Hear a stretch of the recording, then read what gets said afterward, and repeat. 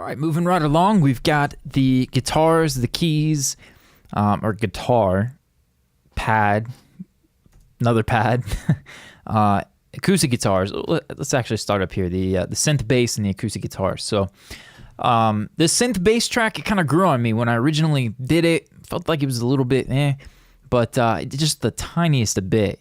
Feels kind of cool. A little bit of hair on the bass out wide. So I took this mono bass and turned it into stereo. Use this all the time. 2 guitars is better than 1 is the preset. Basically takes that one mono guitar that we hear here, very low, and puts it wide. And then I use that for gain, increase the volume as well. And then Devil Lock to just kind of lock it in place. Without, and then with. Very light, very, very light, but that kind of brought it up a little bit. So that was it for this guy. Again, not a prominent element in the tune, but kind of gives some oomph to a couple little parts here. You, I can't survive. It's super subtle, but acoustic guitars. So I like the way these sounded in the rough. I believe I exported them with that processing, and then over here, I might have bypassed the processing when I send it out because I figured I would do something to it in the mix. I think I did bypass the processing. So acoustic guitars, basically, I've done some EQ, a little bit of chasing my tail, pulling some out, pushing some up. 3 to 5K was bothering me on these. I didn't want them to be too bright, but I wanted them to kind of have their place on the top end up here. And then these guitars, a lot of times I'm either going to need mostly top from acoustic guitars, or I'm going to need them to be kind of full-bodied. This one was kind of in the middle. I wanted to make sure they had the top there for the rhythm and the percussive element, but I also wanted to make sure they weren't super thin because we didn't have a whole lot of music elements in this track. So I cut high pass up to about 100 hertz and then boosted a little bit right at 100 to give it some body. And there were a couple mid frequencies there that I was messing with, but just basically trying to shape it. The Pro MB is yet probably for controlling the low end, and then adding some more of the top, but then compressing against it to make sure nothing gets harsh. Think about it like a de-esser. With the strums of the acoustic, I want to make sure that I lift that up with the EQ portion of this multiband, but then compress against it so that if anything hits or slaps hard, it's going to keep it in check. So compressing in stages, and then once I get it under control, I've compressed it with the Pro C2 to kind of level it out. Let's hear it with no processing. Even without the verb there. We'll come out here to this. It's probably a good spot.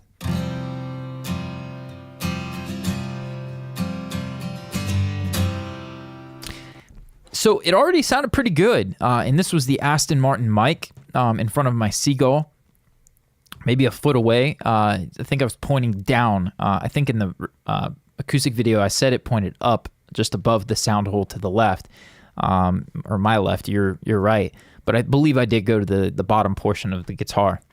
So if you're looking at the sound hole, it would be just a little bit away and then down the bottom section of the acoustic.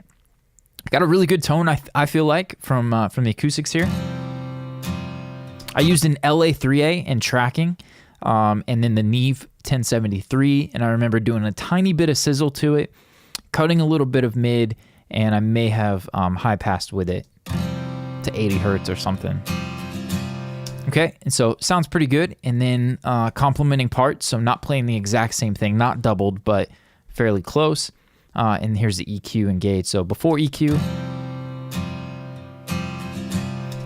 sounds great. Just kind of chills it out a little bit, helps it from being too boomy, but tames that top end and gives it a little bit of shine at the same time. Without it, let's go out here to this acoustic part here.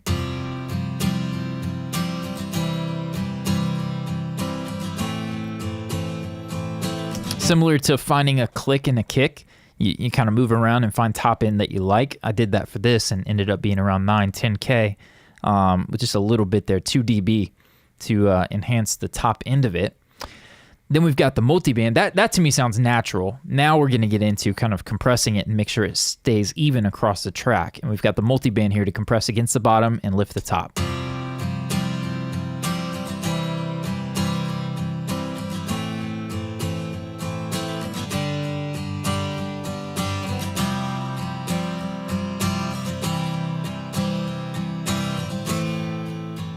I like the sound of it after this EQ. I like that better, but I think that extra top end helped it cut through the mix a little bit more. So in solo, doesn't matter. We got to listen in context. Let's hear it without this compression.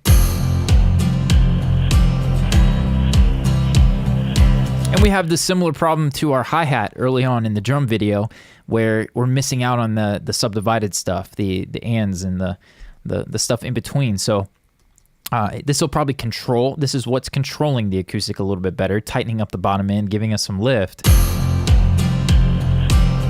And then this is going to even us out for sure.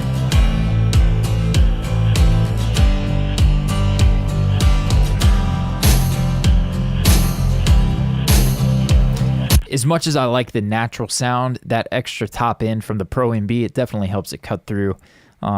A little bit larger than life, kind of a pop acoustic guitar as opposed to a singer-songwriter guitar. So, and that was that. We sent it to the Sunset Chamber for a little bit. Just a little bit there. Put it in a space, and that's the acoustic. Out here for the little reverse licks, you can see I put the flanger on from Avid, the guitar pedal, and just back that mix percentage off to 49%. I wanted this to sound different than, you know, just a clean, here's without it. Yeah, I wanted it to sound better than that. A little bit of swirl in there. And then there was something to the attack that I didn't like, so I softened it with a multiband, put it up against, what is that, like 1K and above? Without it, a little too choppy, so I felt a little weird in the track, so I multibanded it. And that was that. I lifted the acoustics there at the bridge, kind of let them shine a bit more, take over, and then put them right back down. So those were the acoustics. Let's move on and talk about this electric pad. Kind of pretty much got this sound in the production. The guitar video shows this. I put a little EQ to it. There was some weird, just upper mid frequency that I was not digging, so I pulled out 12 dB of 3 to 5K. And then probably EQ'd back into it. No, I took even more out. So let's listen without any of this. Yeah, and you know, it could work either way. I felt like I wanted the chorus to stay dark. I just wanted it to be a warmth pad kind of thing, and so I just took out a bunch of top end.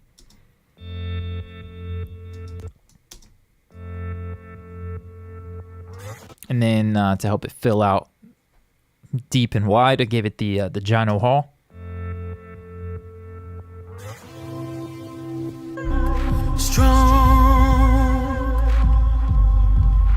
Again, this isn't meant to be any kind of fancy guitar part or anything. It's just meant to be a little filler, little pad sound to complement this pad, actually. Let's come out here and check out what we did to this one.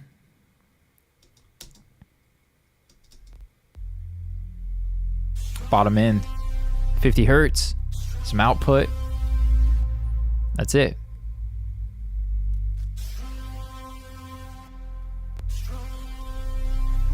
So listening to that in the 808, I felt like I could use some more on the sides, and so a little bit of 50 hertz, done deal. The keys out here, compression.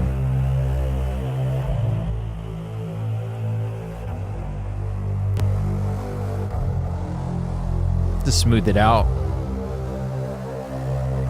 increase some of the sustain, and prevent it from being, when the note switch, from it kind of chopping on us. Not too much there, but very, very straightforward. So not a whole lot of musical elements to this one. So kind of a short video there, but I hope you guys can hear the before and after. I really like the explanation there on the acoustic guitar to kind of point out the natural sound was better, I believe, without this Pro MB. The compression I'm fine with, but without that Pro MB, this guy right here,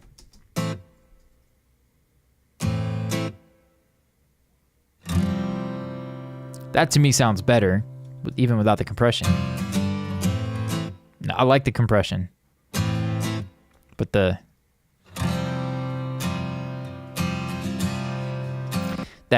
think what it is because it lifts up that 3 to 5K, but it's not enough that in the track I'm annoyed, so I'm gonna let it go. But anyways, that's the music. Next up, we're at the vocals, and then we're gonna talk bus processing, and this one's pretty much at the finish line.